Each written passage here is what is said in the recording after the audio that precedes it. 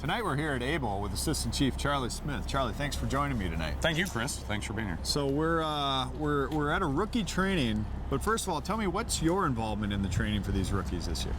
This year, Apple Valley is hosting the rookie training, so we're supporting Apple Valley and making sure that we provide assistance to help train the new firefighters. So it's a joint effort with Apple Valley. Anybody else? It is. It's a joint effort with Apple Valley Fire Department and Farmington Fire Department. Okay. So what's the reason for that? Would it be a budget thing? Is it just... There's multiple reasons. One of them is budgetary, shared resources. So we combine our resources. It's easier on everybody as we teach. It's a lot of hours for firefighting. It's about 160 hours just for firefighter 1 and 2. And then we're all mutual aid partners. So as we train together from the beginning, we'll see each other on emergency scenes as time goes on. So it's a collaborative effort. Okay, so how far along are they in their training at this point? They're about 4 months, approximately halfway into their firefighter training. And this is the first time that they've actually been out at the Able facility here to put on all their protective gear and actually enter a foreign structure and be able to do different types of activities. Okay, so what have they done to this point then? They've learned how to don and doff their protective gear, operate their SCBA, how that operates, different types of tools that they've been through on the fire ground that they'll use in this type of operation, ladders, hose, and all those basic evolutions that they need to combine into a successful search operation or vertical ventilation operation. So. Okay, and they're not lighting fires in here tonight, right? No live burns, just familiarization. And these are our basic firefighters. They won't see any kind of live fire until next month they're going to see some live fire. Okay. But that'll be their first time, and we want to put everything basic together before we actually get them to the point where they're seeing any kind of live burn. Oh, tell me, what does the rookie training all entail? The first part of the training, they start off with EMR training, emergency medical responder. So that's a 40-hour course, and they go through it. They learn how to give first aid and CPR and automatic external defibrillation.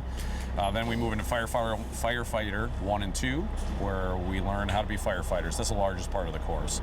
Probably they're about 7 months into it when they finish. And then at the very end, we move into hazardous materials operations. So it's a pretty intensive. It's once a week that they go to school for about 8 or 9 months. Okay, and I know that we don't allow them to get on trucks for a certain time frame, and then that's in stages before they can come on for medicals, fires. Correct. Once they achieve their certifications in different areas, then they can respond on those types of emergencies. Okay, so what are we doing here tonight up at Able? Tonight we have a few different evolutions that we're going to be doing. One of them is forcible entry, showing our firefighters how to basically enter a building that's locked or otherwise barricaded.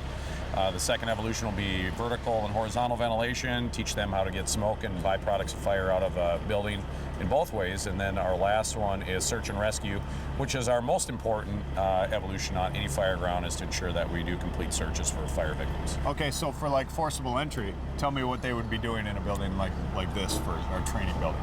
Today they have some doors that are jammed. They're going to have to force them with a couple of different sets of forcible entry tools, and basically they're going to be breaking down doors. Okay, today. All right. And then search and rescue, are they going up through different rooms, different levels?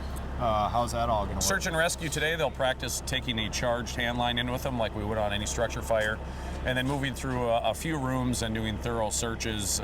We're teaching them how to stay oriented also inside a room to make sure that they don't get lost as well when they're inside a smoky building. As you know, visibility is usually very poor inside a structure fire. Right. So then are there any risks in training in a building like this versus going just training at the station, or advantages, anything like that? There's some advantages to this. One, they're not familiar with this building, so it's easier for us to teach them search and rescue, and they won't know their way around the inside. And it's designed for firefighter training. There's always risk with training, but out here with a properly designed building and facility, we minimize that risk to our firefighters during these training evolutions. Okay. So Charlie, I see 3 trucks. How many rookies does Lakeville have, and how many are training total between the 3 departments? We currently have 6 firefighters in our rookie training, and there's approximately 25 firefighters between the 3 departments here. Okay, so what's next for them after a night like this? We have a couple more weeks of more basic evolutions and basic training, and then we're going to move in January into live burns and a little bit more advanced, and put everything together so that they really know what it's like from start to end on the fire ground. Okay, as far as operations go. So they'll be doing live burns in the building in January? Yes. Okay. All right, Charlie, so I know when I trained, we had class twice a week. We started in the spring, we ended in the fall, and and that was it. What is training like for these guys now? Now they start, this particular class started in September, and they will go all the way through February and end with hazardous materials. Actually in March, they'll end with their certification test. And a lot of the training is online now. We do our book work online so we can save time from them having to be in the fire station, so they do their online work first.